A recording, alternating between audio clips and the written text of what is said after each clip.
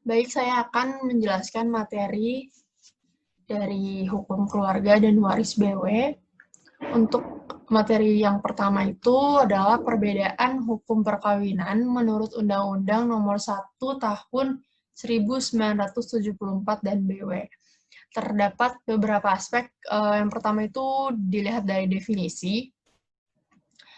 Definisi hukum perkawinan menurut BW itu adalah suatu persekutuan atau perikatan antara seseorang wanita dan seseorang pria yang diakui sah oleh undang-undang atau peraturan negara yang bertujuan untuk menyelenggarakan kesatuan hidup yang abadi. Jika dilihat dari definisi tersebut, definisi perkawinan menurut BW hanya terdapat unsur keperdataannya saja, berbeda dengan Undang-Undang Nomor 1 Tahun 74 yang memiliki unsur agama. Dilihat dari definisinya, perkawinan adalah ikatan lahir batin antara seseorang laki-laki dan seorang wanita sebagai suami istri yang bertujuan membentuk keluarga yang bahagia dan kekal berdasarkan ketuhanan yang Maha Esa. Jadi terdapat perbedaannya, yaitu adanya unsur agama di Undang-Undang 174 tersebut. Yang kedua, dari sifat hukum perkawinan, menurut BW pasal 26 terdapat aspek yuridis sahnya perkawinan jika syarat-syarat menurut undang-undang terpenuhi. Lalu menurut Undang-Undang 174 ini terdapat unsur-unsur biologis, sosiologis, dan religi. Jadi tidak hanya aspek yuridis saja. Lanjut ke nomor 3, perbedaan ketiga, yaitu konsep perkawinan. Menurut BW ini hanya dipandang dari segi keperdataannya saja, seperti definisinya tadi, dan di sini hanya diperhatikan semata-mata adalah faktor yuridis, pasal 26. Sedangkan menurut Undang-Undang 1 Tahun 74, ada 4 unsur perkawinan, yaitu ikatan laki-laki dan wanita sebagai suami istri, ikatan lahir batin, membentuk rumah tangga yang bahagia dan kekal, dan yang terakhir berdasarkan ketuhanan yang Maha Esa. Jadi aspek-aspek dalam perkawinan Undang-Undang 174 ini memperhatikan segala aspek, jadi tidak hanya aspek yuridis saja. Yang keempat itu adalah pencegahan perkawinan. Menurut BW, jangka waktunya adalah terhitung 10 hari sejak pengumuman perkawinan diumumkan. Lalu menurut UU 174, pemberitahuan, penelitian, pengumuman lamanya waktu 10 hari setelah diumumkannya pengumuman perkawinan. Lalu yang kelima, adanya sifat kekuasaan orang tua. Menurut BW itu kekuasaannya kolektif yang dipegang hanya oleh ayah, sedangkan menurut UU 174 kekuasaannya tunggal, jadi ada pada masing-masing pihak, yaitu ayah dan ibu. Lalu untuk perbedaan yang keenam, akibat perkawinan terhadap anak keturunan. Jadi pasal 250 KUH per ini, jika ada anak di luar perkawinan, maka tetap sah sepanjang diakui oleh ayahnya. Sedangkan menurut UU 174 pasal 42, anak yang di luar perkawinan itu hanya memiliki hubungan keperdataan dengan ibunya saja.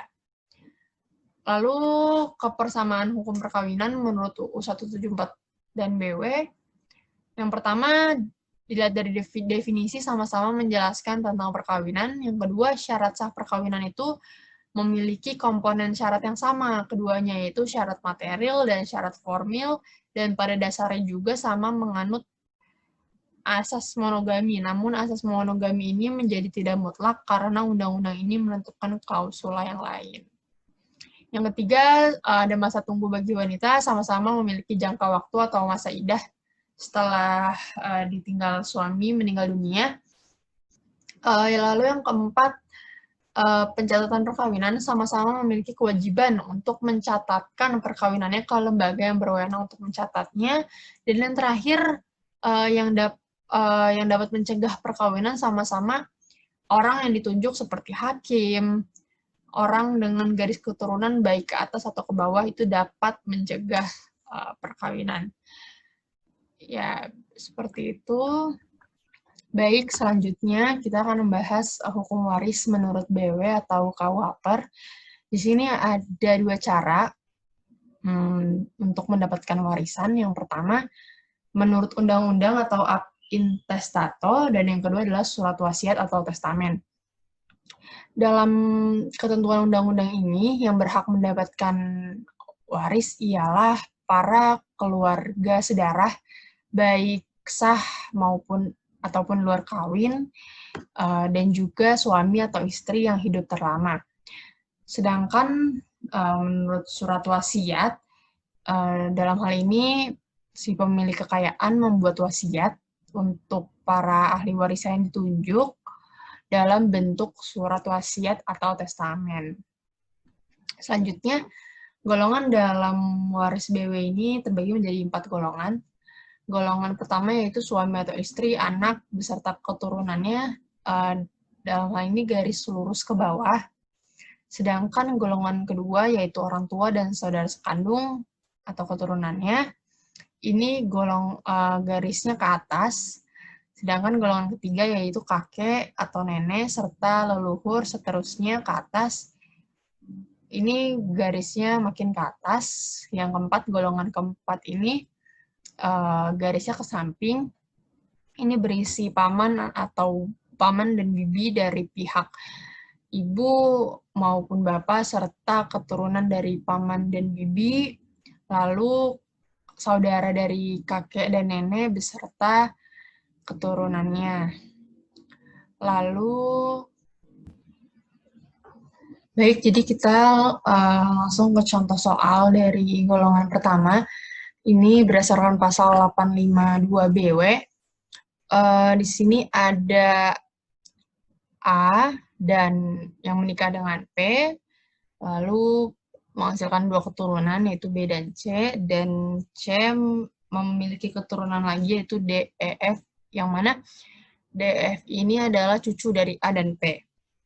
Lalu bagian warisnya, harta warisnya adalah A 1/3, karena ada 3 di sini, 1/3 bagian, B juga 1/3 bagian, sedangkan C juga 1/3 bagian, namun karena C sudah meninggal di sini, jadi bagiannya dibagikan kepada D, E, dan F. Maka D sama dengan 1/3 dikali 1/3 dari bagian C yang tadi, jadi 1/9, yang mana D, E, dan F bagiannya sama besar, jadi D, E, F masing-masing 1/9 bagian.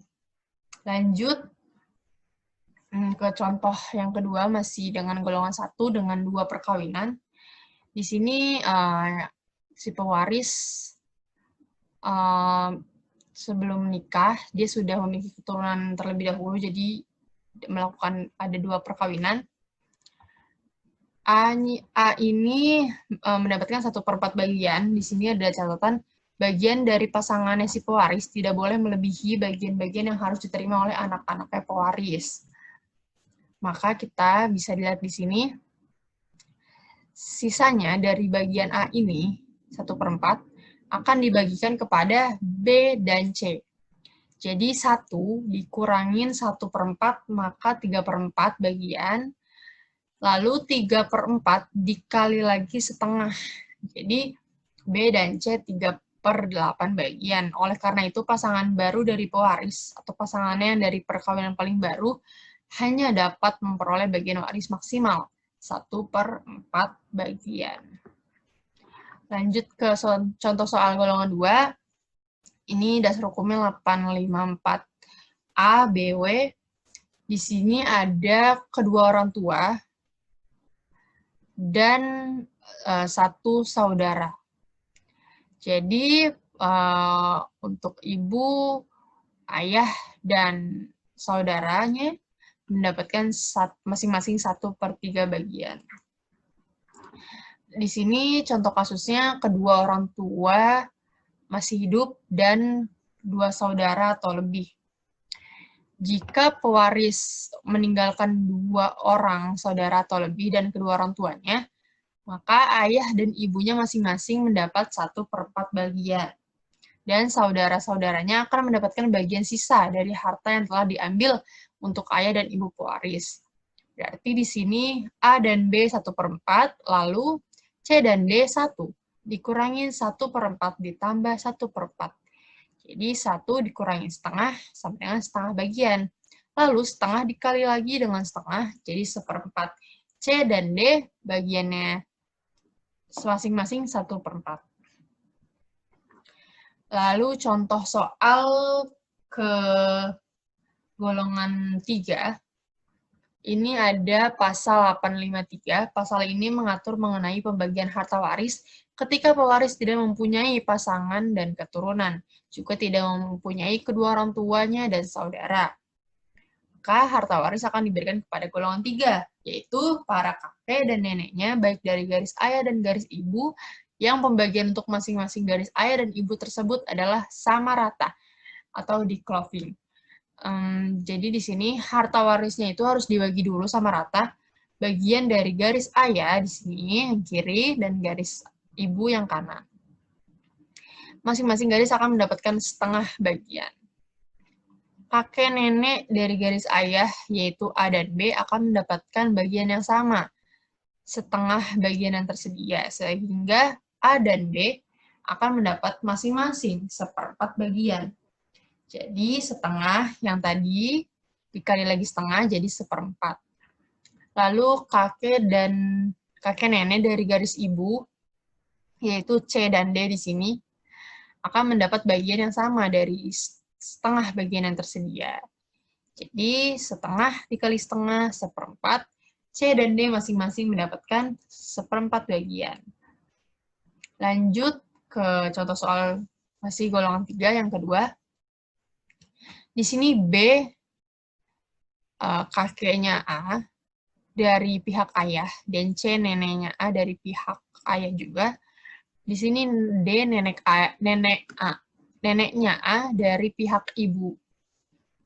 Jadi harta warisan mula-mula dibagi dua berdasarkan pasal 850 dan pasal 853. Jadi setengah untuk pihak ayah, setengah untuk pihak ibu. Pembagian warisan dalam hal ini B dan C mendapatkan masing-masing 1/4. Karena setengah dikali setengah. Sedangkan D mendapat setengah bagian. Contoh soal golongan 4. Dalam golongan 3 ini sangat dimungkinkan terdapat adanya golongan 4 di dalam ini. Jadi, bagian garis ibu yang seharusnya diterima oleh C dan D sebesar setengah bagian akan diberikan secara sama rata kepada keturunannya, yaitu G dan H sama besar. Yaitu G setengah dikali setengah sama dengan 1/4 bagian, sedangkan H setengah dikali setengah sama dengan 1/4 bagian. Dasar hukumnya pasal 853 Jungto 858 BW. Dan ini contoh soal golongan 4. Di sini golongan 4 yaitu ada paman dan bibi maupun dari pihak ayah ataupun pihak ibu. Jadi di sini baik bisa juga keturunannya ataupun ya baik juga keturunannya di sini. Jadi B, C dan D di sini mendapatkan masing-masing 1/3 bagian. Seperti itu, sekian yang bisa saya sampaikan. Terima kasih. Maaf jika ada kekurangan. Wassalamualaikum warahmatullahi wabarakatuh.